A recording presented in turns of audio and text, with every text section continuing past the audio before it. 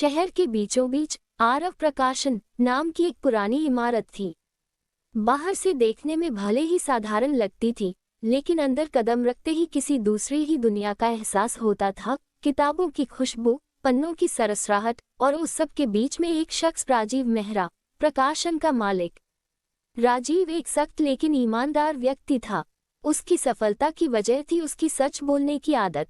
वह कहता था, झूठ से बनी इमारत ऊंची जरूर होती है, लेकिन नींव कमजोर होती है। लेकिन हर कहानी की तरह उसकी जिंदगी में भी ऐसा वक्त आने वाला था जब सच और झूठ की असली टकराहट होने वाली थी। राजीव का एक बेटा था, अंशुल मेहरा, जो कॉलेज से नया नया लौटा था। पढ़ाई में तेज, लेकिन दिल का थोड़ा शरारती।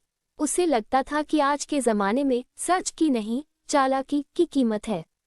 एक दिन ऑफिस में राजीव ने अपने बेटे को कहा, अंशुल, अब तुम भी व्यापार में हाथ बटाओ। अगले महीने एक बड़ा बुक कॉन्ट्रैक्ट है, सत्य बनाम असत्य नाम की किताब का प्रकाशन। लेखक बहुत बड़ा है, प्रोफेसर समीर वर्मा। हमें उनका विश्वास जीतना होगा।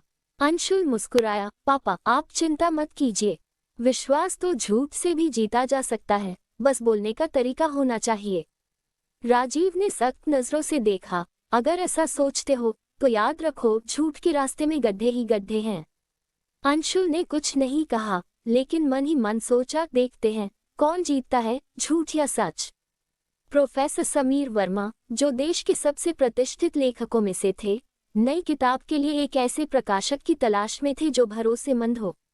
अंशुल ने उनसे मिलने का निश्चय किया। मुलाकात के दौरान उसने कहा, सर, हमारे पापा आपके पुराने दोस्त हैं। उन्होंने आपके कई लेख पहले भी प्रकाशित किए हैं। प्रोफेसर मुस्कुरा दिए, अच्छा, मुझे तो याद नहीं। अंशुल झूठ बोल चुका था। राजीव और समीर वर्मा की कभी कोई मुलाकात नहीं हुई थी, लेकिन उस झूठ ने काम कर दिया। प्रोफेसर ने कहा, ठीक है, मैं आपकी कंपनी को एक मौका देता हूँ, बस मेरा काम समय पर होना चाहिए। अंशुल खुश था, देखा पापा, झूठ से भी काम बनता है। जब राजीव को ये बात पता चली तो वह गुस्से से कांप उठा। अंशुल, तुमने झूठ बोलकर कॉन्ट्रैक्ट लिया, ये हमारा तरीका नहीं है। अंशुल बोला, पापा, दुनिया में हर कोई झूठ बोलकर आगे बढ़ता है। सच बोलने वाले बस ईमानदारी का भाषण देते रह जाते हैं। राजीव ने शांत स्वर में कहा, अगर तुम्हें लगता है कि झूठ जीत सकता है तो ठीक है। अब ये प्रकाशन तुम्हारे हाथ में है, लेकिन याद रखना, सच देर से जीतता है, पर जीतता जरूर है। अंशुल ने प्रकाशन का पूरा नियंत्रण संभाल लिया। कुछ महीनों में उसने झूठ, दिखावे और चालाकी से कई बड़े ऑर्डर लिए। कंपनी का मुनाफा बढ़ने लगा। लोग कहने लगे, राजीव का बेटा बहुत होशियार निकला। राजीव दूर से देखता रहा।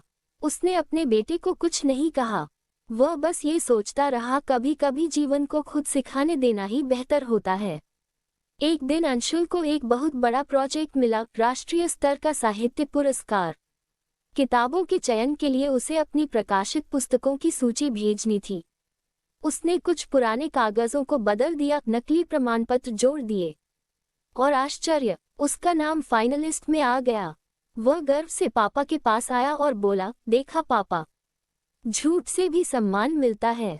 राजीव ने कहा, बेटा, तुमने बस पुरस्कार पाया है, सम्मान नहीं।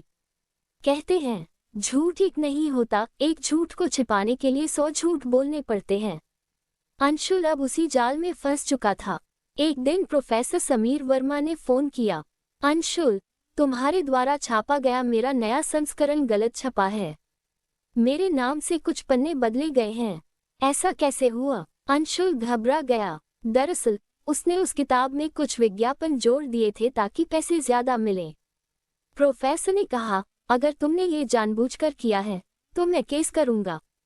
अंशुल को लगा कि बस अब सब खत्म हो जाएगा। उसने पापा के पास जाकर माफी मांगी। राजीव ने उसे एक नजर देखा, मैंने तुम्हें चेताया था बेटा, झूठ की रोटी कभी पचती नहीं। अब कंपनी पर बदनामी का साया था। लोग कहने लगे, आरव प्रकाशन अब भरोसेमंद नहीं रहा। राजीव ने फैसला किया, अब वक्त है सच को सामने लाने का। वह प्रोफेसर समीर वर्मा के घर पहुंचा। सर, गलती मेरे बेटे की थी, लेकिन कंपनी की आत्मा अभी जिंदा है। मैं खुद आपके साथ मिलकर सच्चे संस्करण को दोबारा छापूंगा अपने खर्चे पर। प्रोफेसर ने थोड़ी देर चुप रहकर कहा, राजीव जी, झूठ करने वाला तो बहुत है, पर अपनी गलती मानने वाला बहुत कम। मैं आपको एक और मौका देता हूँ। राजीव ने अंशुल को साथ लिया और दोनों ने मिलकर पूरे प्रकाशन को फिर से खड़ा किया। कई महीनों की मेहनत के बाद नया संस्करण आया, सत्य बनाम असत्य रिवाइज्ड एडिशन, और यह किताब बेस्टसेलर बन गई। कहानी यहाँ खत्म हो जाती अगर किस्मत ने आखिरी खेल न खेला होता। पुरस्कार वितरण समारोह में अंशुल का नाम भी उसी किताब के लिए लिया गया। मंच पर जब वह ट्रॉफी लेने पहुंचा, एंकर ने कहा, आज ये पुरस्कार उस लेखक को दिया जा रहा है जिसने सत्य बनाम असत्य के नए संस्करण को बचाने में सबसे बड़ी भूमिका निभाई, अंशुल मेहरा। पूरा हॉल तालियों से गूंज उठा।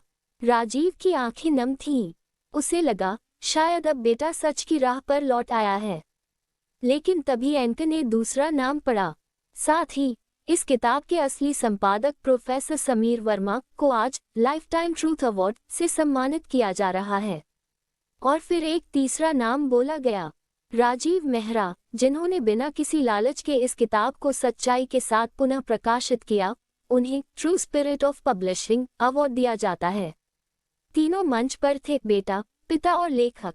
राजीव ने माइक उठाया और बोला, झूठ और सच की टकराहट में जीत हमेशा सच की होती है, बस वक्त कभी कभी देर से फैसला करता है। पूरा हॉल खड़ा हो गया। पुरस्कार के बाद मीडिया ने अंशुल से सवाल किया, सर, आपने शुरुआत में कुछ विवादों का सामना किया था, क्या आप मानते हैं कि झूठ कभी काम नहीं आता? अंशुल मुस्कुराया, कभी कभी झूठ हमें ऊंचाई तक ले जाता है, लेकिन वहीं से गिरने पर चोट भी उतनी ही गहरी लगती है। मैंने झूठ से शुरुआत की, पर अंत में सच ने मुझे बचाया, और यह सच्चाई मैं अपने पिता से सीखी। राजीव पीछे खड़ा मुस्कुरा रहा था, लेकिन तभी एक पत्रकार ने राजीव से पूछा, सर, क्या आपने कभी अपने जीवन में झूठ नहीं बोला? राजीव कुछ पल चुप रहा, फिर बोला, मैंने एक झूठ बोला था अपने बेटे को ये कहकर कि मैं कभी असफल नहीं हुआ। असल में मेरी सफलता की हर सीढ़ी पर एक असफलता थी जिसे मैंने कभी उसे बताया नहीं। शायद वही मेरा सबसे बड़ा झूठ था। सब लोग चौंक गए। राजीव ने आगे कहा, कभी कभी सच सिखाने के लिए हमें झूठ का सहारा लेना पड़ता है, लेकिन जब झूठ सच सिखा दे तो समझो टकराहट की जीत इंसानियत की हुई है।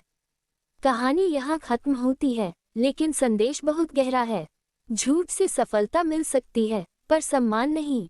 सच देर से आता है, लेकिन जीवन में स्थायी जगह बनाता है। और सबसे बड़ा सच, गलती मान लेना भी एक सच्चाई का रूप है। राजीव और अंशुल की कहानी यह बताती है कि झूठ और सच की टकराहट में जो झुक गया वही जीत गया। सीख, सच बोलना हमेशा आसान नहीं होता, लेकिन झूठ बोलने के बाद चैन से जीना असंभव होता है।